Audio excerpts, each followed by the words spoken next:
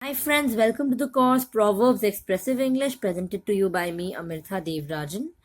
So, I'm a student of English literature from Delhi University. You can follow me on Unacademy at this given URL. Just click on it and click on the follow button to be updated with all the courses and lessons I'm posting, and you can see what I'm up to. And also, guys, you know it that your feedback is extremely precious to me. So I preserve it and I read it again and again to feel motivated when I'm set or when I don't feel like working. I see those comments and then I'm all charged. So please do rate, review, recommend, share, and comment on these lessons and courses. It would be great help. And also, I would urge you to share these courses on relevant educational forums and social media platforms so that more people have access to it. And this way we can also spread the name of Unacademy and tell how what Unacademy is doing. UPSC aspirants or people who are trying to improve English or anything of that sort could be reached to that message could reach to people. And since these are free lessons, let them also enjoy it and learn something from it. So thank you for listening to me about that. Let's begin with today's lesson. The pen is mightier than the sword. This means that thinking and writing can have more influence on people than using a sword or violence or anything of that sort. If you look at this picture, the pen is actually piercing the knife and it wins. It achieves victory. And whereas we see the sword is dead, so the pen is definitely mightier than the sword because it has more power. Well, violence won't influence you. I mean, it may does, but it may do so, but you see, it has a negative impact on you. You may be afraid of violence and you may despise violence. But on the other hand, if you use a pen, if you write something, if you pour down your creativity on a piece of paper, it may have a huge impact. There are so many writers who have written this. In fact, there is a person who has written this proverb, and we are actually studying this proverb today, so you understand the significance.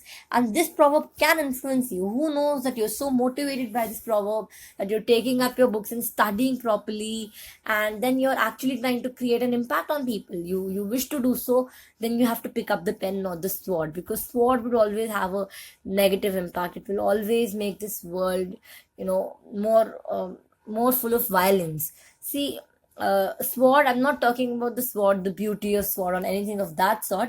Sword symbolically represents violence. It encompasses all sort of violence, and that is why it's been used here. Not that I'm dealing with any royal sword or something like that. So let's pick up the pen, guys. Let's drop the sword in us.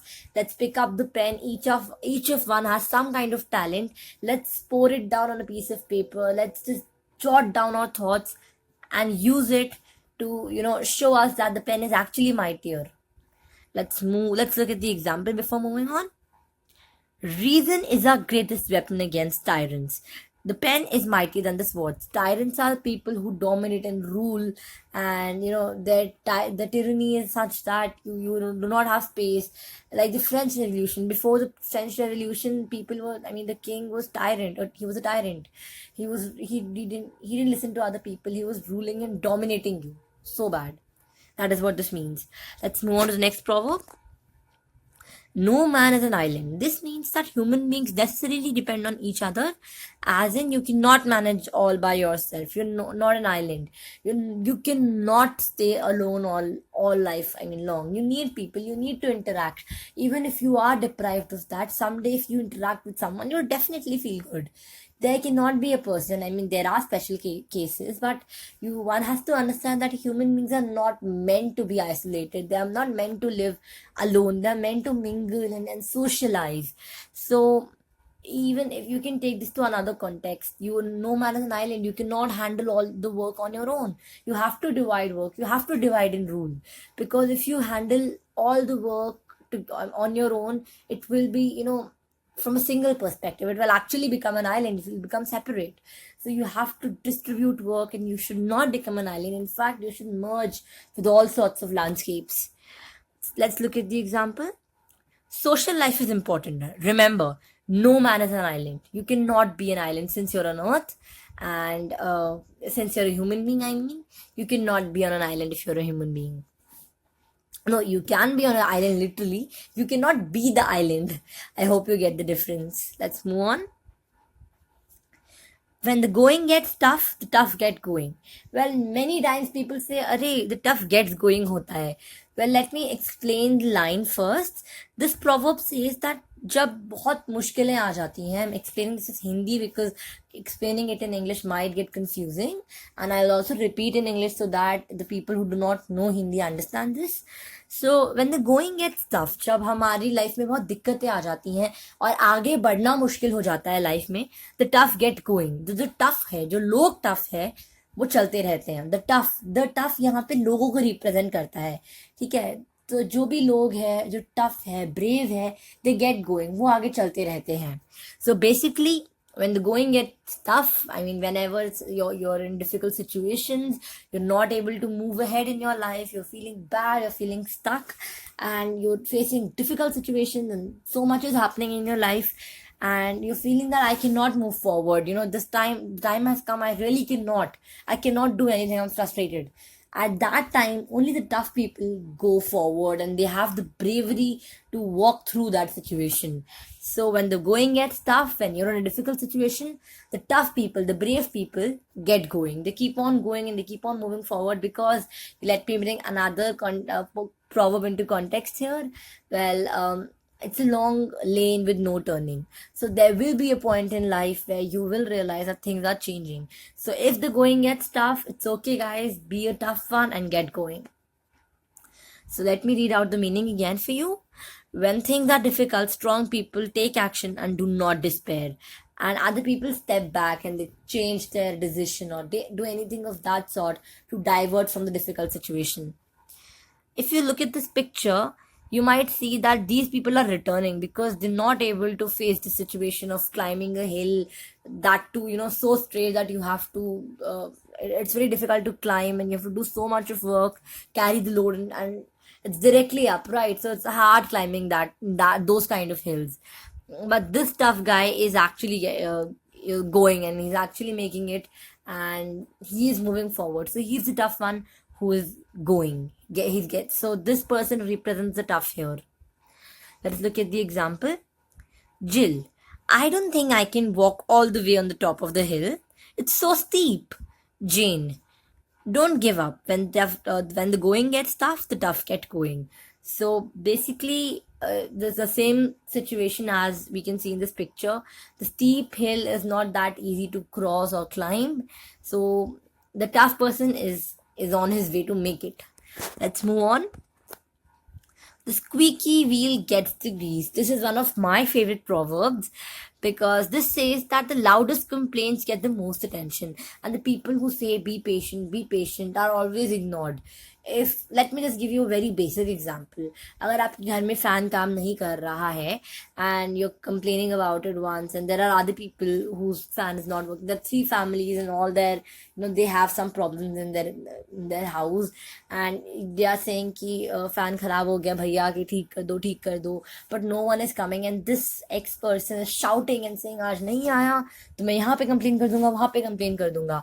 So if you notice, that person will be the first to be attended, and the other 2 who are patient will be attended afterwards, even if they are free, and if they're not pressurized, they won't come at all. So the squeaky wheel, the wheel which makes a lot of noise, irritating, squeaky is like irritating noise, gets the attention, gets the grease, क्योंकि वो जो आवाज है लोगों को irritate करता है, तो आवाज को चुप कराने के लिए ग्रीस लगा देते हैं. तो जो लोग बहुत कंप्लेन करते हैं, बहुत झिकझिक करते हैं कि ठीक करो, उनको पहले सर्व किया जाता है. So sometimes you have to be the squeaky wheel in order to get things done, because if you're always patient and a calm wheel, probably then we cannot make it sometimes. So sometimes it's okay to be squeaky wheel, not every time. Let's look at the example. No matter what table they give her, Helen generally insists on a better one and gets it. The squeaky wheel gets the grease. So I hope this example is clear to you. You can look at this wheel asking for some more grease, and since it's a squeaky wheel, the guy has come to apply some grease and shut it up. Okay, let's move on now. Hope for the best, but prepare for the worst.